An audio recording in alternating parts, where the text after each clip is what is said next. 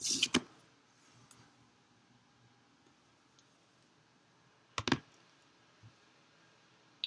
specific purpose of this speech is to persuade you, my audience, to not drink and drive. Drinking and driving is illegal and it puts yourself and others in danger. Imagine you're driving home from the movies late one night with your significant other and 2 children. You get on a head-on collision with a drunk driver and it kills your entire family and you're the only one left surviving and you can't walk for the rest of your life. How would that make you feel? Like I said, drinking and driving is against the law and it puts you and others in danger. Personally, I've seen devastating drunk driving wrecks on the interstate and around town, and I've seen the effects drunk driving deaths leave on the community, especially in Clarksville. Every day, 30 people in the United States die in motor vehicle crashes that involve a drunk driver. To do the math, that is 1 in every 51 minutes. In this speech, I will give you facts on drunk driving and attempts being made to end drunk driving.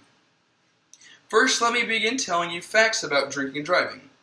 Even though drinking and driving is illegal, people still decide to do it every day. Not only do they put themselves in danger, but they can hurt or kill other people who are on the road, whether it be people on motorcycles, people walking, people riding a bicycle. Drunk driving is when a person's blood alcohol concentration is above 0.08%. Today, buzzed driving is considered drunk driving. According to the 2013 drunk driving fatalities by state, in 2012 there were 286 drunk driving deaths in the state of Tennessee alone. In 2013, that number decreased to 277. While the number of drunk driving deaths decreased by 9, the percentage of deaths caused by a drunk driver remained the same at 28%. Also, according to the 2013 drunk driving fatalities by state, from 2012 to 2013, drunk driving fatalities decreased by 2.5% in the United States. That's pretty good. And over time, drunk driving is slowly decreasing, but is still a significant issue. According to the Center for Disease Control and Prevention, young people are at the most risk to be in a fatal drunk driving wreck than older people. Isn't that a little weird how that's an actual fact? The next age group with the highest percentage of drunk driving deaths is 21 to 24-year-old. I apologize. The age group with the highest percentage of drunk driving deaths is 21 to 24. Next is 25 to 34, followed by 35 to 44. Why do you think 21 to 24-year-olds have the highest percentage of fatal drunk driving deaths?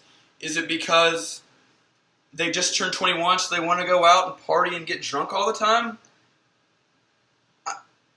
I personally don't know, but it's not okay. Now that you know some facts about drinking and driving, let me tell you how people are making attempts to end drunk driving. I'm sure as you've been watching TV, listening to the radio, driving down the street, that you have passed a stop drinking and driving sign or heard the commercial. In Tennessee alone, I'm sure we've all heard the slogan, "Booze it and lose it." The Center for Disease Control and Prevention describes 2 ways to stop drunk driving. The first is sobriety checkpoints and ignition interlocks. Sobriety checkpoints are police checkpoints on the road where they stop every car passing them and they see if the driver is under the influence or if their passengers are under the influence. The second is ignition interlocks, and these are devices for people who have been convicted for drunk driving. You just put it in to your car. Ignition interlocks are used for the prevention of the operation of the vehicle by anyone with a blood alcohol concentration above a specified safe level, which is usually 0.02% to 0.04%. And at that point, you're still under 0.08, but you're still buzzed. Ignition interlocks are associated with about a 70% reduction in arrest rates for impaired driving.